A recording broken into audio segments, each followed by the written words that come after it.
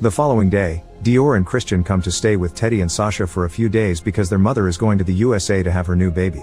There is a parent-teacher conference at school soon and Dior wants Teddy to go, but Teddy doesn't even know what that is. He wants to send Sasha in his place, but then Dior begins crying because his dad never goes to any school activities, so Teddy gives up and accepts to go. Sometime later, they find out that Sasha's collection failed testing because the sequins are a potential choking hazard. Teddy is furious, and Carol yells at an employee for not letting her know about Sasha's changes since they knew about the fabric. However, Sasha defends the workers, since it was her mistake, not theirs, angering Carol too by comparing her attitude to Teddy's. To solve the issue and avoid extra work, they end up sending a toy with the original scarf for the test, which is only a formality and the actual toys they sell have the new scarf anyway. A few days later, Dior shows up at the factory and makes a scene during a sales meeting, furious because Teddy sent Carol instead of going to the conference himself. Instead of talking to her, Teddy sends Carol and Sasha to take care of her while he stays with a client.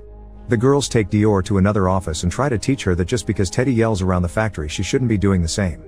Dior doesn't care because she hates Teddy for having paid the judge to win custody, yet he sent the kids back to their mom after a month of living with them. Sasha and Carol share their own awful experiences and teach Dior not to let the divorce define who she is. Suddenly, Teddy shows up in the office while arguing with Dior's mom on the phone, telling her she raised a monster.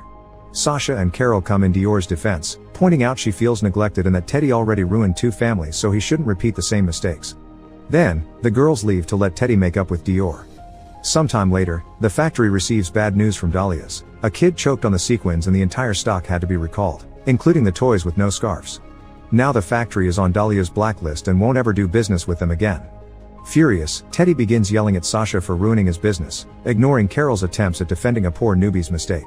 Teddy thinks Sasha did it on purpose to close the factory because she never wanted to work here and she thinks he treats the workers badly. Just for this,